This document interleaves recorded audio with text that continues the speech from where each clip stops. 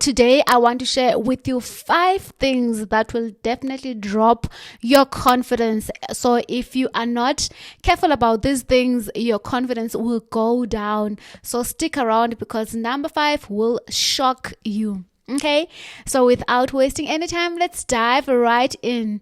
The first thing that will drop your confidence is not taking care of yourself. How you look, what you eat and what you drink really matters. So when you're eating healthier, when you're eating clean food, when you're drinking water, your body will feel light, it will feel amazing, and when you feel good, you do good. Be mindful of the things that you are wearing as well. You don't have to wear expensive clothes. Just make an effort. Even if you are comfortable, just make sure that the things that you are wearing, you are comfortable to go out there and allow your exes to see you wearing those things. If you're wearing something and then you're worried that if you bump into someone that you knew in high school, or if you bump into your ex, then you will want to hide, that means that outfit should not go outside your door. Right? So ask yourself, if I'm wearing this outfit and I'm going to buy bread and then I bump into someone that I know, will I be okay to greet them, or will I want to hide? If you want to hide, that is a cue to change that outfit. Okay. And then another thing that you can do to make sure that you're always looking polished and good is just make sure that your hair is good. Make sure your nails are done. Make sure that your brows are shaved and clean. For me, I don't know how to do my eyebrows, so I always go to the salon, but when they've grown, I really don't feel confident to go out there and meet people unless if I have makeup on. So make sure that your brows, your nails, your hair and your skin is popping. So if you're like me, you're not so good in makeup, just make sure that you take care of your skin, whether you're going for facials or whether you are doing your skin routines. And also when it comes to the skin, make sure that you drink water. Make sure that you eat healthier things.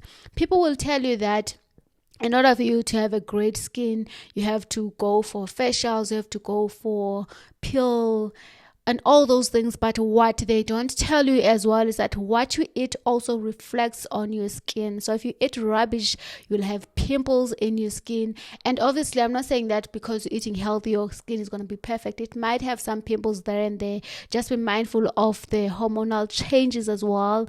And know your skin and know why you're breaking out. Are you stressed? What's happening? So be mindful of the things you eat, the things you drink, and also how you present yourself out there. When you're looking good, you will feel good. And when you feel good, people around you will treat you so good. This other time, I went to one of the Woolworths shop around me and I went to buy food. I was coming from the office, and when I got there, they were so nice to me. They're like, "Hi ma'am, how can we assist you?" And I was thinking, who, me, ma'am? Why? Because I was looking good. I was wearing high heels and a nice dress from work going to my place. So if you look good, I promise you, people will treat you so much better. For me, I'm very strict with the way I look when I go out there. For example, I know this, some people might judge this, but for me, if someone is selling on the streets, right, they're selling, let's say, fruits and vegetables or whatever that they're selling by the robots, if they're not clean, there is no way I'm going to buy there, even if I am so hungry.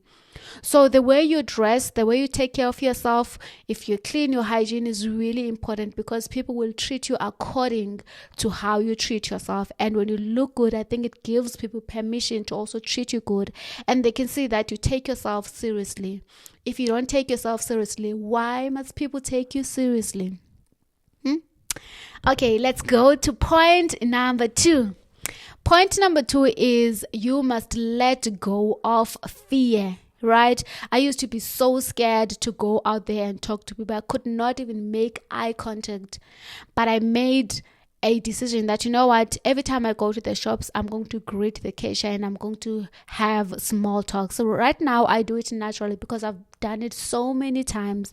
So go out there and maybe ask, how are you doing? Or maybe you can even say, can I have a discount? I used to do this one and it was a joke, and sometimes it backfires because people will be like, no, I'm not going to give you a discount. And some people are grumpy sometimes, but it allows you to be used to rejection, because what makes us so fearful sometimes is because we are so scared of rejection. But you need to allow yourself to be rejected so many times that rejection does not hurt you anymore. So go out there and do things that scare you. Do things where you feel like, I'm going to humiliate myself if I fail in this, but do it anyway, because the more you do that, the more you'll build trust in yourself, the more you'll build courage, the more you will just remember that even if I don't do very well in something, I know that it is not going to kill me. I know that it is going to grow me. I know that I will be so proud of myself. So don't allow fear to stop you from going out there and doing the things that you love, right? And then another one that will definitely drop your confidence is the people that you surround yourself with, right? For me, I have a lot of friends, right? Some friends, I know that if I want to vent, I'm going to speak to this one. If I want to maybe try a new challenge that is scary, I know the friends that are courageous that I'm gonna go and get support from. So do that when it comes to your friends. Have a list where you see who are the people that I know if I talk to this one, they will encourage me to go out there and try something new, and who are the people that are going to discourage me. And you don't have to cut those people off. You need to understand that when someone is discouraging you from taking an action in something, it does not mean that they're bad people. It does not mean that they don't like you. It does not mean that they don't believe in you. It means that they are just mirroring their feelings. So if they're scared to do something, there's no way they're going to motivate you to go out there, for example, and do bungee jumping if they've never done it, and if they're scared or if they're not interested in that. So it's very important to know the people that are around you.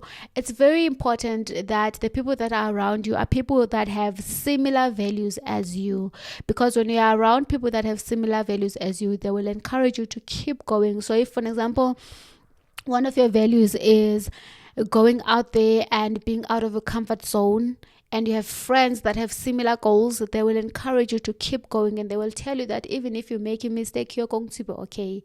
So be mindful of the people that you surround yourself with, and make sure that your values are aligned. Otherwise, if they're not aligned, then they will not encourage you to go out there and push yourself. Okay? And then point number 4 is, if you compare yourself, your confidence will definitely drop, right? I think we live in a world of social media where we compare ourselves so much, because people are posting their new cars, they're posting their new houses, they're posting their new outfits. If you go for a vacation now, it's so difficult to go and wear the same bikini that you wear in the previous vacation, because you're scared that people are going to judge you. So every time you feel the urge to compare yourself to someone else, ask yourself, why do I need to compare myself with this person, right? And remind yourself that all of us are in different phases of our lives. You might be comparing yourself to someone who is advanced, even though you're still a beginner. Get to know yourself, know what you are good at, know where you are a beginner, know where you are advanced, and know that the only person that you should be comparing yourself to is the person that you were yesterday. And that will relieve so much stress within you, because when you are really comparing yourself with the person that you were the previous day, that means that you are growing. That means that you are focusing on your lane. That means that you don't care about people that are around you, whether they are doing something different, because know that that is not your goal, and it is okay to be different. It is okay to chase different things. We are not meant to have the same goal. So get to know yourself and ask yourself, where am I? What do I want? Where do I want to go? And how can I get there? And don't compare your chapter 1 with someone else's chapter 10, because you don't know what they've been to. You don't know what's happening behind the scenes. Be so focused and so obsessed with your life that you don't care what happens with other people's lives, that you don't stress about that, but instead you're so focused on your growth. You are so focused on building your life and being better than the person that you were yesterday. Okay? Okay, the last one now that I want to share with you. This one is the most important one. So if you have forgotten all of the things that I said right now, just make sure that you are mindful of this one. Right? So the way you speak to yourself will build or tear down your confidence. This one is really important. You need to understand that your voice is the voice that you will hear the most out of everyone that speaks to you in this world. So ask yourself, what thoughts do I have? What do I say to myself? What limitations do I have? And these limitations, where are they coming from? Are they true?